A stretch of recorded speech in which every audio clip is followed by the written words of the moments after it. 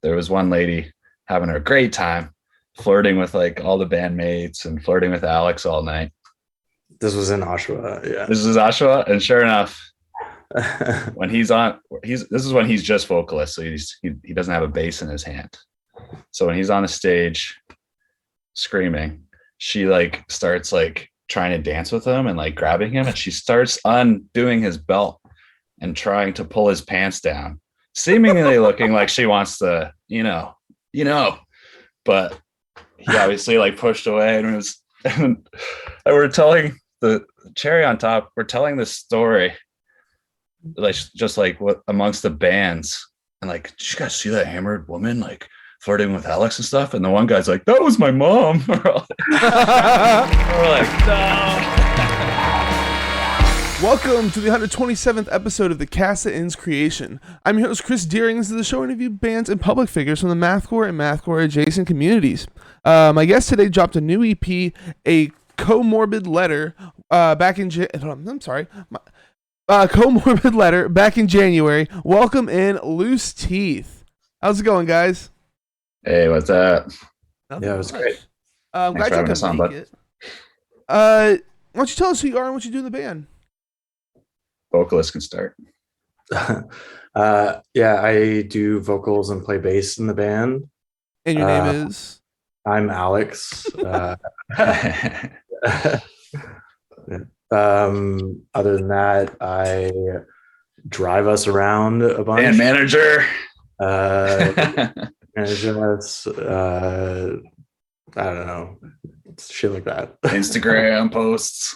Yeah, I handle our Instagram. That's like mostly where everybody will be able to find us is on Instagram. Yeah. Okay. Hey, I'm Trevor. I'm lead guitar. I do backup vocals, write most of the music. I call myself the accountant of the band. I work with all the numbers, the cash flow, shipping merch, stuff like that. Okay, so we got the promo guy and the numbers guy. I like it. Yeah. Exactly. You need both. So it looks like you guys got started in 2020. Is that right? Yeah, sort of.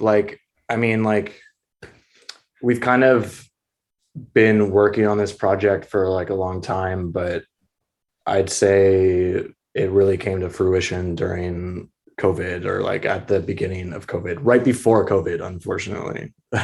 Yeah. So this wasn't like a thing just because of COVID. Y'all were planning on doing this anyway. We actually had a previous band called Farm Boy that Alex, which you can find if you dig. It's on, I think it's on maybe just YouTube, maybe Spotify too. But me and Alex were in that band. He was actually the drummer at the time. And Derek and I, my brother, who now lives in Vancouver, who plays bass sometimes in this band, we created that band. And long story short, we were recording with that band, and that vocalist of that band was great. It was kind of like a Southern hardcore party type band, I guess. And he was great for all those types of vocals, but I always wanted to make something a little heavier. And we were doing the typical, like, everyone get in the vocal booth, like scream this part. Like, let's see if we can do some group vocals, chants or scream. Yeah, exactly. And like we each went in individually and kind of did a scream, and Alex went in. He'd like never screamed before, and he screamed. And I was sitting in the back, and I look at my brother. I'm like, that's like a metalcore scream. Like I'm like, damn. And then we kind of just got rid of Farm Boy and made Loose Teeth from there, because I was like, okay, I can start writing heavier stuff with that type of vocals. And so it's kind of like Farm Boy was around since 2015. So it feels like this band's been alive forever, but Loose Teeth and the form that we're at now, I guess, 2020.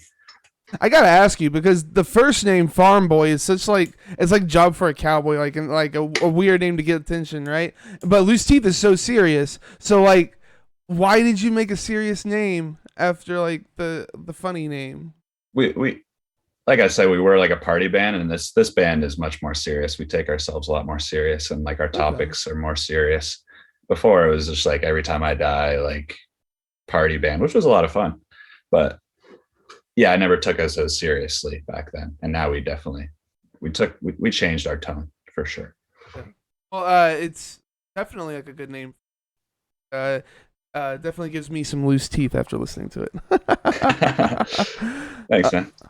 Yeah. So, oh, Sorry, if I may add, I think we started playing with a lot heavier bands too, like which really changed the direction that we wanted to go in, and our name as well. So we were playing with like a lot of beatdown bands and like a lot Doing of bands and stuff. some like doom bands, and we wanted to go like dark, but we weren't really sure where we were going to go until we met our drummer, Wyatt, who really brought us together, and probably is the reason why we're on this podcast, because we were able to make music that is like mathcore esque. You know, we're like chaotic hardcore probably, but we have a lot of yeah, math elements or whatever. yeah. Mhm. Well, let's dive into that a little bit. What genre would you call yourself? That's a funny one. Yeah, Trevor hates talking genres. I mean, I know that they're important and I understand they're important, but it just gets so convoluted and confusing nowadays. No, yeah, I got you. I feel like genres are more important for the normies that don't exactly know what's going on, and that way you could put a label on it. But otherwise, So, yeah, genres are dumb. I saw you call us power violence. That's always been one of my favorite ones that work. But yeah, like Alex said, we're pretty much chaotic hardcore and metallic hardcore.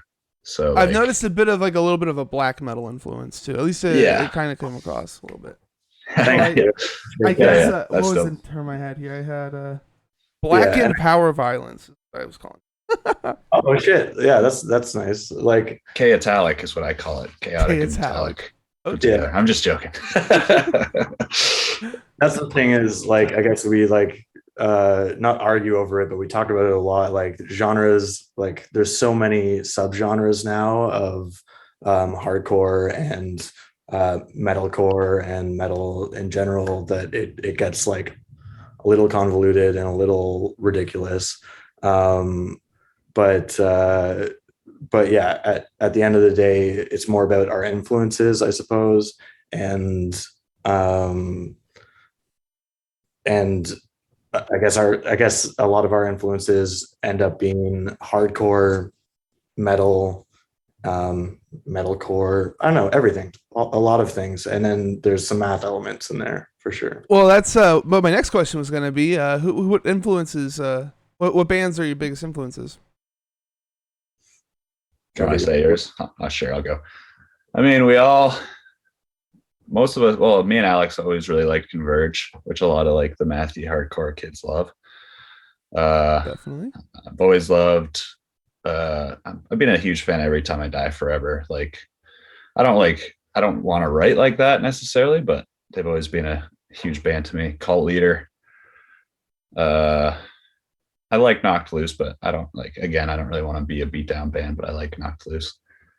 I guess for when I'm like getting inspired for myself writing, it's mostly Converge and Cult Leader probably are the two biggest ones. Okay. Yeah, and I could definitely see that influence in your music. yeah, Trevor writes like most of the instrumentation, or like almost all of it. So that influence definitely is the largest. And then for me, vocally, it's probably shit like Touche Amore and like I don't even know, Oathbreaker maybe, and yeah, Super Unison, and just like other Deathwish bands, I guess, like a ton of them. But I've never heard of Super Unison before. I guess it's something I got to look into. yeah, great band. Definitely look into them for sure. Yeah, we also like Alex and I also like a lot of like quote unquote emo bands, or like whatever you want to call that. Like who? I guess I'd call Touche Amore kind of more in that world, and Basement, bands like that. Yeah, and like Fiddlehead. Yeah. I don't know. There's so many. It's hard to like pick them out of the ether. I got you. I always liked La Dispute. I know Alex doesn't love La Dispute, but Yeah, I know. I don't love La Dispute, but I mean, like, whatever. They're a great band. They're just not my favorite. their guitar play was always really great for me. Yeah. It's a little too whiny for me. It's like spoken word stuff for sure. You either like it or you don't. Yeah. So y'all were alluding to it a little bit, but what's the writing process like? I guess Trevor, you put together the songs, and then Alex come in with the lyrics and stuff, or how does that all work? So I used to, yeah, I write. We're kind of like a little old school, I guess, like where like I write, put it in Logic, and send it off.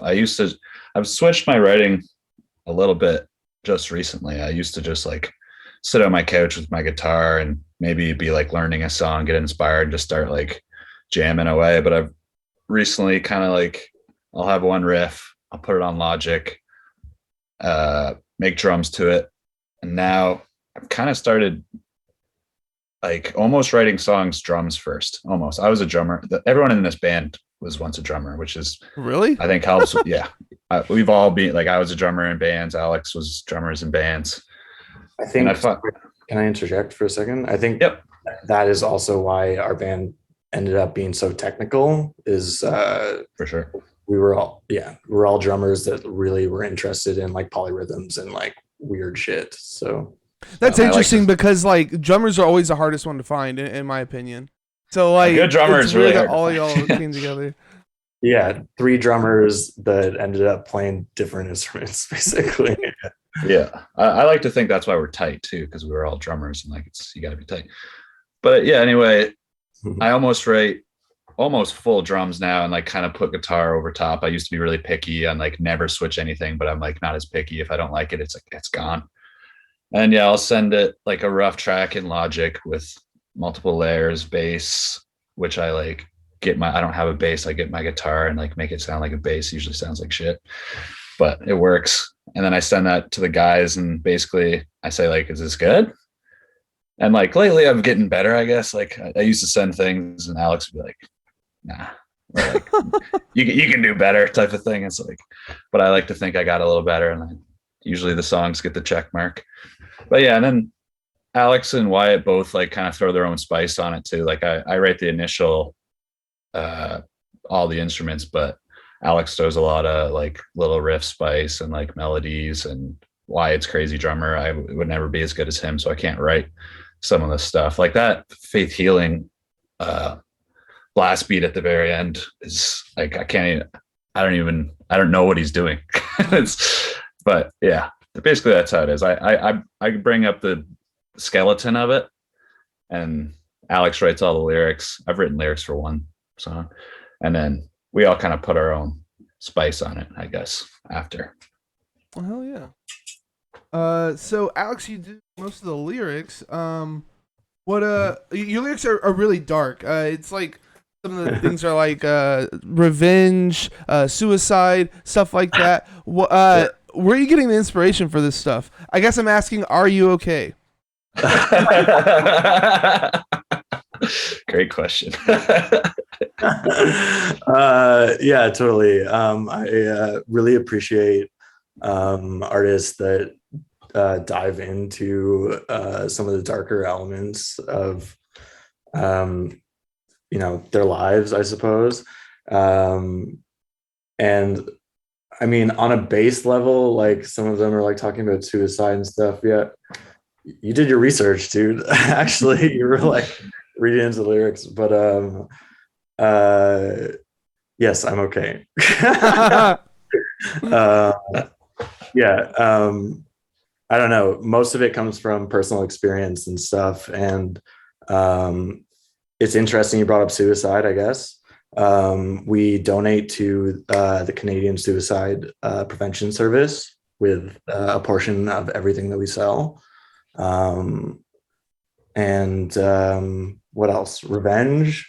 That was just probably me being angry in a song. Heartbreak, revenge. I just like to talk about how I'm feeling at the time, basically. Yeah. So These are all like things that you're like living through. These aren't like stories and stuff. No, everything is very real and very connected to my actual life, 100%. I like to, I don't like to, I wouldn't want to write about something that I don't know personally or intricately. So I write about my own experiences for sure. Okay. So this was recorded and mixed by Adam Sturgis. I feel like I should know this name. Who is he? Adam Sturgis Alex on which Sturgis. Or I knew Adam Sturgis. I'm sorry. Simon, wait, where'd you get that? Sorry. I got it from. Oh, did I grab the wrong ones? I might have grabbed the wrong credits. I I did. thought I got that from your Bandcamp, but maybe it's from another one. Who did the recording? How about we go with that? How about we do that? Because I might have gotten the wrong thing in my notes. All good. Simon Larachette in London, Ontario. Okay. He's his recording studio is called the Sugar Shack. Okay. Nice. Nice. Have you worked with him before, or is it the first time? Alex has, right? Before that. Yeah, I've floated around with other bands like filling in and stuff, and so I've like done some like backing tracks out of that studio before. Okay. So I knew Simon ahead of time and wanted to work with him for this album because he is awesome. And he made Well, us, how did the whole process go this time around? Trevor. We mostly like finding him or like the actual process of recording. No, actual stuff, like process of recording. Yeah. So it was pretty well live off the floor. Like we all stood in a room together with our amps, like in the other rooms, obviously with mic'd up, and we recorded like basically the rough of us playing live, so no metronome or anything. And then what did he record the drums again after we did that, or did we keep those? We kept those drum Yeah, no. tracks from the live off the floor, and then we like kind of like added on whatever we recorded guitar and bass like separately after, but drums were live off the floor with us playing with him, I guess, and then we layered on guitar, bass, vocals after that. Yeah. So no metronome, which I like using metronomes, which we now use, but it was fun, like getting that sound and that raw sound, which Alex really wanted, and I agree that it came out really well. But moving forward, I'm a big metronome guy. It's interesting that music is so like raw and stuff, but you still want to use a metronome to get it right. Yeah, that's where I land too. Okay. Yeah, it is. It's raw, but I mean, recording with a metronome to me, like I like polished sounds too, and you can just go back and fix issues or like any issues and parts a lot easier, in my opinion, with the metronome. And it's a tempo too. Like if you have a tempo of a song, usually you always play a little faster live, Right. which I like. I love we're fast. We're in general fast, but you always play a little faster live. So like I write in like 165 BPM. Wyatt probably plays it closer to like 200 or something live. Anyway, I can go on about metronomes all day. I think the most interesting thing about the metronome thing is that Wyatt was able to lock down like playing without a metronome for that entire release, a Comorbid Letter or whatever. We have another release coming up like right away, but a Comorbid Letter was done, like Trevor said, without a metronome, and Wyatt just fucking killed it. He's an amazing drummer. He's a robot anyway. So. Did you record the vocals live, or were you doing it separately in a booth? So that bit was separate, and we, like Trevor was saying, we like overdubbed everything afterwards. So it's not like entirely live off the floor, just the drums. Yeah. Okay. Well, I mean, you got to start somewhere, and that actually sounds like a good way to do it. So, who did your artwork? We got it up on the stream right now, by the way. Oh, okay, cool. It's a mix, I guess. It's a mix. Sorry, is it the photo of the Alex? Your album cover. It's the album cover. Yeah, I did that with Matt Barkley. He's uh, a director of photography here in Toronto. Um, and he did us a favor and like took some photos with me at my place, basically. Just a bunch of trash, right? Uh, it's a bunch of empty bottles, yeah. But So you just mostly, have like a bunch of empty bottles and trash just like lying around your place? Then, or- He's got a lot of bottles. yeah, at the time I had a lot of bottles lying around my place, so we put them into a bathtub, and I think we poured oat milk into the bathtub as well, so they would like have some like cloudiness or whatever, and like some atmosphere to it. Okay. And I think that was basically it. It was just like bottles in the bathtub. Yeah, and Huh. then I actually I lied in the bathtub at like one point, or lay in the bathtub at one point, and so I think the back of our album you can see like a bit of me, but there's like a bunch of silly BTS photos that we have of me lying in a bathtub with like a million fucking bottles. Yeah. That's awesome. Yeah. I And then think I think it looks really good, honestly, and you know, yeah, I just think it looks really cool for you guys. thanks, That's man. really well. I also like started messing around. We were releasing singles, so I would take random photos from Alex and like find like a certain crop of it and put like the single's name over it. I thought it was I really liked the idea of having like a different art for each individual single that we were releasing before Come On Me Louder. I believe we would release 3 singles. So yeah, I used the photos from Alex for all those too. I think he did it all in the same day. Yeah, nice. You also did 2 music videos. Kind of fun. Mhm. Yeah. So we're gonna show Fatalism while we're talking about it. This was taken in part from a movie, right? Die Like a Dog. Yes. So Die Like a Dog is a short film that was directed by some friends of ours. Silent Tower is the production company that directed it, and I believe it's been in some film festivals since. But they reached out to us to use some of our unreleased tracks in because we had been playing like some shows and stuff, and I knew them personally, and so they asked for some of our unreleased tracks to play in their short film. And then I was like, okay, would you guys be cool with us like recutting some of it to make like with like some of the b-roll or like some of the unused footage to make a music video for us? And they were down, which we were stoked about because that music video turned out amazing, I think. And yeah, and Jeff, I'm gonna butcher his last name, Pavlopoulos, I believe, was the director on it, and Matt Barkley again was the DOP on it. What's DOP mean? Oh, director of director- photography. Yeah, Okay, okay. And you were the AC in it, bud. I was the assistant camera on there, like on the short film. Okay, okay. Is there like a spot where we could see the film? Not yet. Not yet. It's not released. I actually looked into it. They're still just in festivals. It's coming soon, but no, you can't watch the whole thing yet. I wish we could shout it out here, but it's coming soon.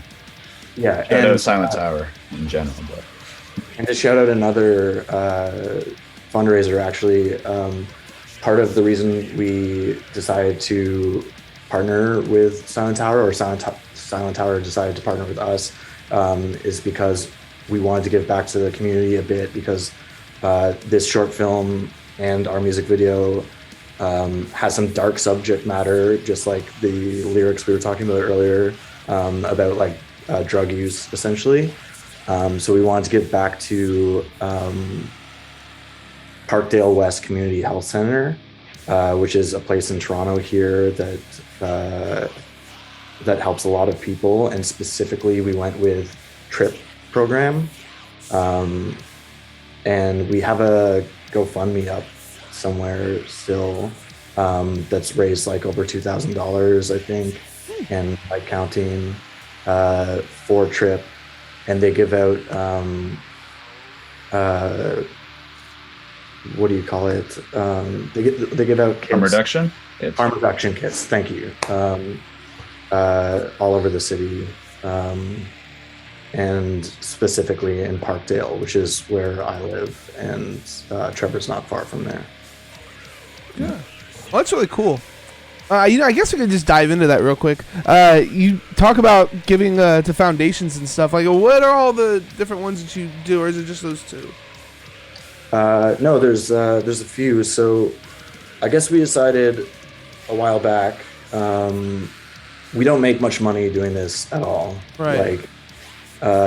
So we decided like the best thing that we could do is at least share what we do make with things that we care about, I suppose, and like actually give back to the community. So it's so I think if I'm going to list them off, is the Canadian Suicide Prevention Hotline, Maggie's Toronto, which is a fund or a foundation for sex workers in Toronto, and then TRIP program at Parkdale West Community Health Center, and we also give to Parkdale West Community Health Center separately. Am I missing any, Trevor? What's the one Sarah from Montreal did? That's Maggie's. So Okay. So another thing is the artists that we work with, like the photographers that we've worked with. For instance, he's talking about Sarah Nicole, who's an amazing photographer, and she shot some stuff for us. She wanted to give back to Maggie's Toronto specifically, so we were like, all the photos that you took of our jackets, the jacket money is going to Maggie's, for instance, and the people that got stuff for other merch, we asked them like where they want to donate it, and yeah, we kind of just donate back to, I guess, those three. I feel like there's more that we have more that we're going to, or we're in discussions like from a few different ones, and we're going to make a donation here shortly. But those are the three that we have donated to as of so far. Yeah, I think that is pretty cool that y'all do like charity and stuff like that. But like you said, you don't make much money. Don't you want to like hold on to some of it so you can print up more merch or something, or maybe go on a tour? We do a portion of it, so it's like 40 to 50% type of thing, and then the rest of it does go to just like, we don't pocket anything, obviously, like I'm sure most bands don't, but it goes into buying more merch, recording, the typical stuff. But yeah, we put a lot of our own money into this band though, for sure. Like well, I mean, it just seems like it's cool that y'all do it, but it seems like something that you would do like when you get a little bit bigger. I don't know, it just seems like y'all are kind of at the beginning of your career, and you know what I'm saying, like you know, yeah, want to print more merch and stuff like that, or maybe do some promotion or something like that. But I mean, that's cool. You're investing back in the community and stuff. That's awesome. We just toss our own money, I guess, and then donate. I got you. I mean, at the end, like bands in Canada, like it's hard to tour up here, right? Like it's hard for us to get into the States. It's hard for us to get around because cities are so far apart. So we make money off of our merch, like exclusively almost, and then online sales. So since the Comorbid letters come out, we've made a ton of online sales, and all of that money, like we don't need it. Like we fund our own project. Like we put in the money for the studio, we front the money for the merch or whatever, and then like all the extra stuff just goes to places we would like to support, I guess. Yeah. Yep. You did another music video for Faith Healing, which was showing now. Why don't you tell us a little bit about this? How did this come on? How did this one come about? Do you want to say, Trevor, or do you want me to? You know more about that one, because that's your buddy. Yeah, so this artist in Toronto, Andy Friesen, I think his Instagram handle is Goop Dude, GOOPDUDE. He's an amazing editor, and he works like in film and television, and has done videos for Cancer Bats. I want to say for Dead Tired, which is like a new band with Alexis on Fire as vocalist. and like a bunch of other people, and he put together like a sick video for us as well. Yeah. That's nice. I like it a lot. Good job. Yeah, I like how dark that video came out. Right? Yeah, I think it's really tight. A lot of times these ones with like kind of stock footage, collage style. Right. A lot of times these ones with like the stock footage and stuff just don't look super great, but that one came out really good. Yeah, I think so. He fucking nailed it, actually. When it plays like backwards and stuff, and a lot of the imagery goes with the lyrics. Like that song, Exclaim, here in Toronto is a big publication, and they released the video for us. Oh, nice. And they like summed it up really well. But that song is about like proselytism and about people pushing religion on people in dire situations, I suppose. And he just like, I talked to him about it, about what it meant to me conceptually and lyrically, and then he brought the imagery and nailed it. So yeah, and made it cohesive with the music as well. So yeah, he did a really good job. So we got a random question here that we ask everybody. What do you put on your hot dogs? Guess what? I did my research and I knew this was coming. Alrighty, so you got the answer then. What do you put? Well, actually, I do want to ask you something first. Okay. Are you a hot dog over hamburger guy? Nah, definitely hamburgers over hot dogs. Okay, cool. Where this question comes from is we had a viewer on here that would ask every band what they put on their hot dogs. So I just decided to make this like the traditional funny question, I guess. No, I really like it. All right, I'll go first. First of all, shout out to the street vendor in the southwest corner in Toronto, across the street from Sneaky D's. That's the best street meat that you can get in Toronto, in my opinion. Yeah, agreed. I get the sausage. I don't know if that counts, but I put corn relish, banana peppers, cheddar cheese, and like mustard and a little ketchup. I'm not a huge ketchup fan, but nice. Hey, that's actually, it sounds pretty good. What the heck is street meat though? I don't understand. Oh, you don't call it street meat? It's just like basically a person in a little vending or like. Oh, they have like a cart on the street. Yeah, they I thought that you were saying like it was like a barbecue building and they called it street meat. I'm like, well, what? Like roadkill or something? No, he's sitting out there minus 20 degrees, snowing, and he's cooking us all sausages. Bless that man. Yeah, for like fucking decades. Yeah. I'm a Coney Island dog man, so I like chili and some onions and mustard. That's okay. Yeah. That's classic. Yeah. What do you normally get for answers to that question? About 50% of the people say that they're vegetarians. They'd be a vegan dog, and a lot of people say just like ketchup and mustard. A lot of people are simples. Simple people. So now we look like hot dog snobs, which is dude. Like I'm cool with that. The gourmet hot dogs are pretty nuts, man. We got a place that does like there's a place down in Houston that does like duck with champagne like in the hot dog and stuff. Fucking wild. Damn. Stuff. Yeah, we actually got a place called Frank's here that just does hot dogs, and it's like, I guess you don't know what smoked poutine is either, but I know poutine is, but what's smoked poutine? How do you do that? Well, smokes poutine is, I was going to relate it to that because they just make poutine and put crazy things on it like lobster and fucking just ridiculous things. But Frank's is similar. They just have hot dogs here in Toronto, and I feel like they try to put everything on that son of a bitch too.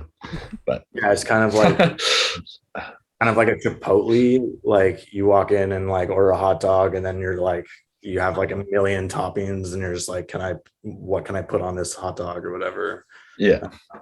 Yeah. Toronto loves its hot dogs, I guess. Yeah. So Tomb Tree Tapes put this out on tape. How did you hook up with David? So that's through my other band, Life in Vacuum. I believe they've done stuff with Zagima Beach back in the day, which is David Norman's like main label. Yeah.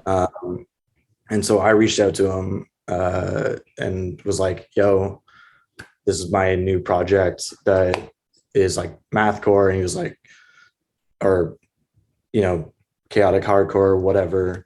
And he was like, I think you guys would fit better on Tomb Tree, which gets a lot of heavier stuff on there.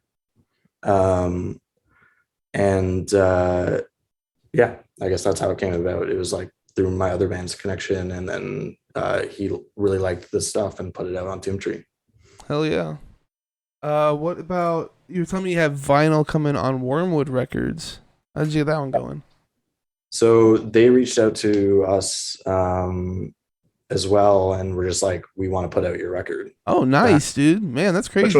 Which was sick. Obviously, like you don't get that much. Yeah, shout out to Wormwood. They've been so great to us. They're putting on a show for us in April for the official release, and we should hopefully have the records by then. Everything's on back order right now, but so it's like a local label. It's an indie label from here in Toronto, but they have artists in like Australia and in the UK and like all over. They're doing a great job. Yeah. Okay, sweet. Yeah. Shout out Wormwood Records. Yeah. Definitely, like if you're into some heavy shit, which I guess we're on a heavy podcast, like Wormwood Records is putting out a ton of stuff. I think Rust are on there too now, and what other local bands are, Trevor? Do you know? I don't know. Check them out on their Instagram though. Like I can't think of other bands right now, but yeah, check out Wormwood on their Instagram. They're always posting great local heavy bands and new bands, and helping out a lot of us smaller bands get out our music. So check out Wormwood. They're sick. Yeah, they were super nice to us and just immediately put out the record. And yeah, like I said, it's been on back order, I guess. And can people pre-order it, or is that not happening until they can? Yeah, okay. Where would you go? Wormwood Records. No, I think it's like a Wormwood Records Big Cartel. Like they have a Big Cartel. So if you Google Wormwood Records, a Comorbid Letter, for sure it will come up. Alrighty. Yeah. So you guys played a decent amount of shows. What's the best show y'all played? Sorry, Trevor, may I field this? You both can have the story. Both of y'all tell me your best ones. I just think every single one of our shows keeps getting better. We're getting more and more notoriety, I guess, and so more and more people are coming out to our shows. So like we played a show last night that was a ton of fun in this tiny venue in the middle of fucking nowhere, like way on the end of Toronto. But it was packed and we had a great time. And the last show before that was at like a big venue that was just also packed. And yeah, it just keeps getting better. So our last show to me was our best show, I guess is the short answer.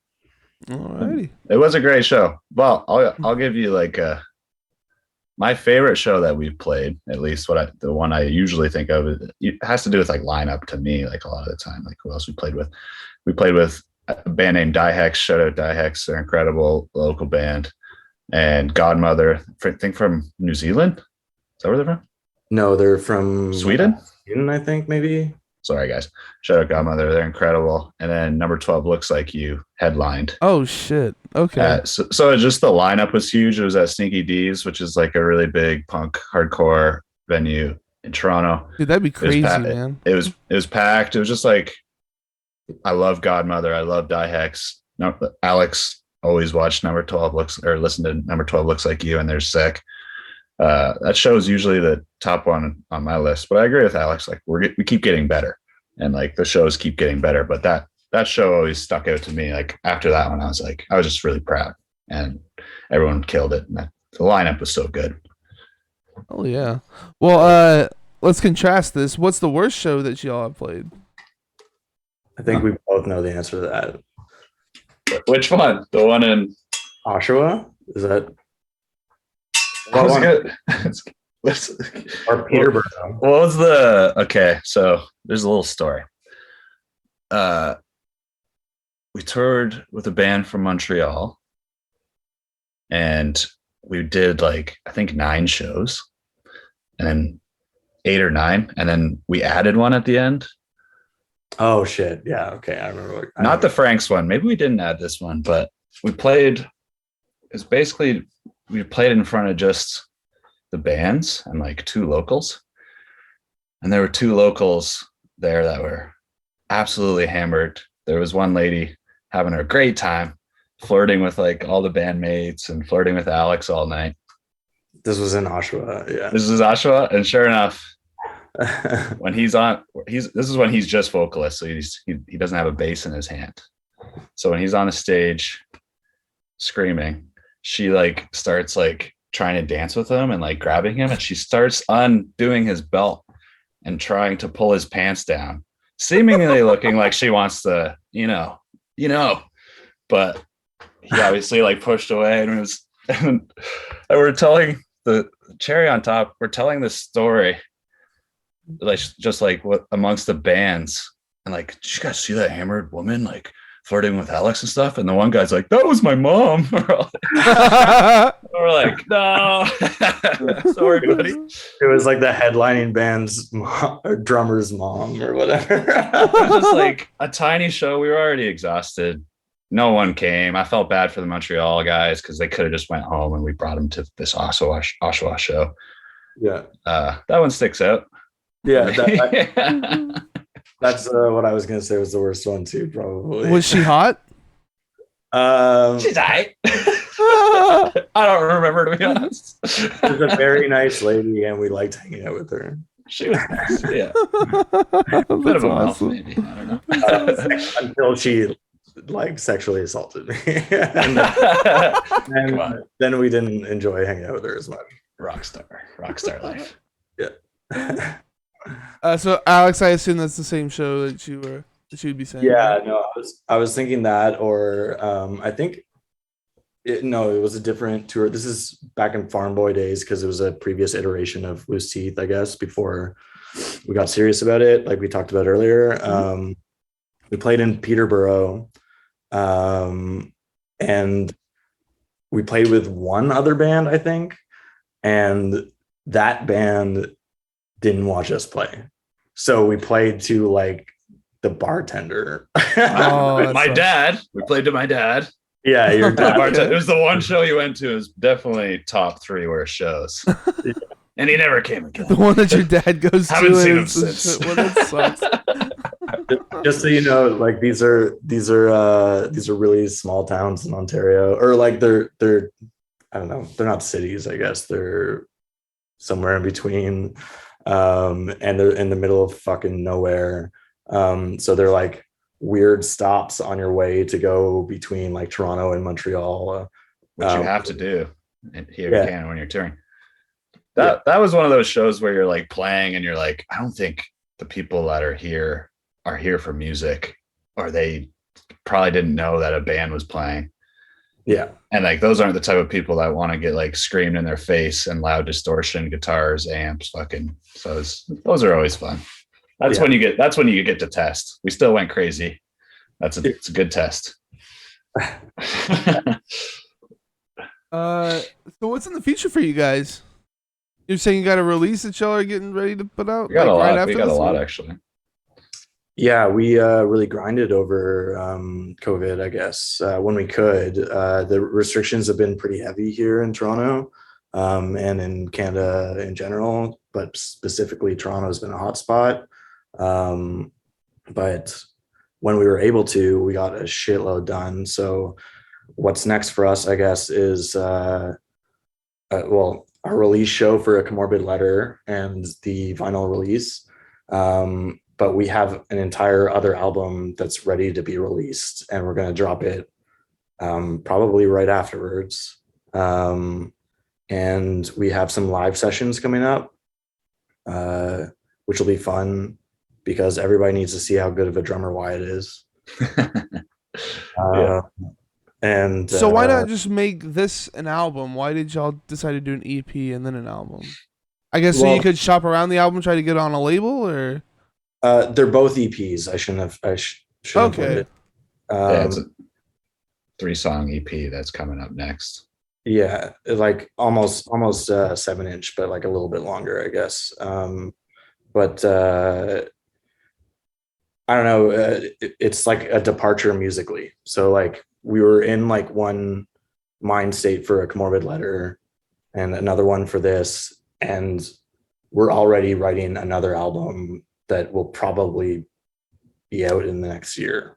Which we plan to make like classic full length. Yeah, like, that'll be like 11 songs or whatever. Nice. Yeah. Which will probably be a little bit back to like the Comorbid Letter feel, but like you haven't heard any of the new stuff obviously, but once you hear it, it's not like it's still Loose Teeth, but it is. To me, it's a little softer. It's a little less power violence. Maybe it's a little more melody and less fast. And I mean, there's still like one of our Matthias songs on there, like one, that's true, and Chaotic songs on there, but there's still like there's still Matthew and stuff. But I just wanted to write something a little softer, a little calmer, just for a few songs. Okay. Got your ballad in there, the one that's gonna make y'all famous on the radio. Yeah, I get this one's for the ladies and the radio. And then the next one's for the fat guys with beards, the stuff I really like making again. So yeah, we want people to get hurt in the pit. That's what we're going for. We want crowd killers and exactly. Yeah, it's funny because that's a joke for anybody. That stop crowd killing. You can mosh, but please stop wearing steel-toe boots in the pit. Yeah, don't hurt people. But the 3-song EP coming up is pretty soft, and then the newer stuff that we've already been writing and playing live, a few songs are like, I would say, just as heavy or even getting heavier, a little more breakdowny at parts too, just a little bit. Okay. Leaning more into the metalcore side of things. Yeah, some of it is more metalcore for sure. Yeah, a little more like Gojira and a little bit more Cult Leader, and a little bit less Converge and a little bit less like Oathbreaker, I guess, what I would say. Okay. What about like tour plans and stuff like that? So basically, everything's locked down here in Canada still. But we're planning a tour in summer of the east coast of Canada. And we have a show coming up March 26th in Toronto, and then our release show April 5th. The show next, it's 15th, is our release show. The show next month is a house party show that I'm stoked for. Nice. I just haven't done anything like that in a long time. It should be incredible. I love doing those. Those are always honestly, really fun. The show last night that we played to me felt kind of like a house party, just because it was a really small venue. Everyone was partying. Everyone having a really good time. The crowd was great. And it was really good vibes last night. But anyway, and then April 15th is our release show. And then do we have a show after that? Wait, your release show for this EP you put out last month is in April? COVID to hell. Why was it? Why was it COVID, yesterday? Last show you played, why wasn't that the release show? There's actually it was all like a COVID, just like juggle, I guess. Like we had both shows already like lingering, and then booked. Sorry, literally booked. They shut us down here in Toronto, so they moved the release show to April to avoid like any restrictions. But we still had these other shows booked that didn't cancel. So it was originally going to be January 22nd, I believe, was our first release show date. Same venue and everything, but COVID. Well, I know bitch. a band that put out an album like about a year ago now, and they're doing the release show next month. So which band? It feels Black weird, Sheep but... Wall. Black Sheep Wall. Okay, cool. I mean, a positive note, we might actually have our vinyls by then. Like, hey, we're releasing an album that you've already heard, and we might actually be able to sell you something hard copy. We have some tapes that we're gonna have in hand, but it'd be really nice to have our vinyls. So we're hoping, as Alex was crossing his fingers earlier, we're hoping to get those by the 15th. That'd be really nice. Well, it's actually a good transition. I was going to talk about your merch. You guys got shirts available, windbreakers, beanies, masks, and of course socks on Bandcamp. And Why? just Where do we get socks? recently an ashtray, baby. Oh, do you really? Okay. Yeah. Why socks and ashtrays and stuff? They I'll have sell it. a lot, dude. I mean, like, they stand out, I guess, at merch tables over other things. Like, people want unique stuff, I suppose. Socks actually have been getting some of the most compliments. Like, damn, that's a good idea. It's like, my goal was to have a price range for everyone. So we actually have from like stickers and I guess just stickers right now, and earplugs at the show. We give out earplugs free, and then $5, 15, 25, 30. Like it climbs up. $5 for masks, $15 for what, ashtrays or something? 15 for or 10 for ashtrays, I think even. I don't know, yeah. But so, it climbs up.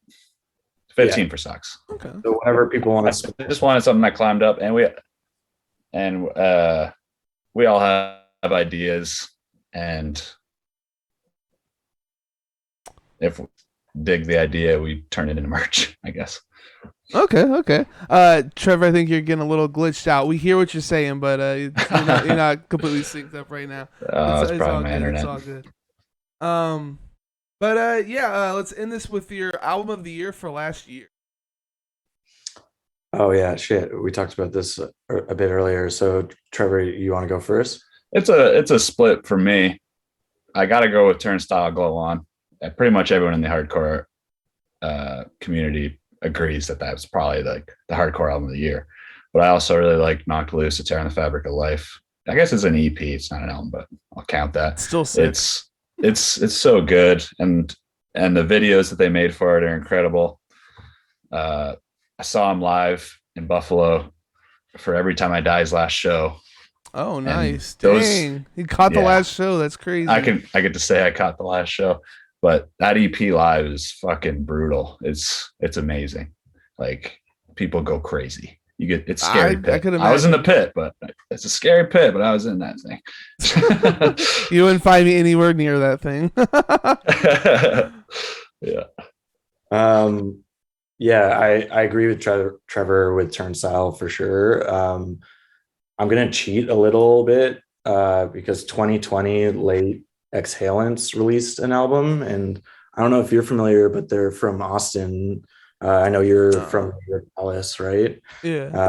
But my other band has toured with them, and Exhalants' record Atonement, I think it's called, is absolutely incredible. I like have it on rotation all the time, like ever since they've released it. But yeah, it was late 2020 into 2021, so cheating a little bit.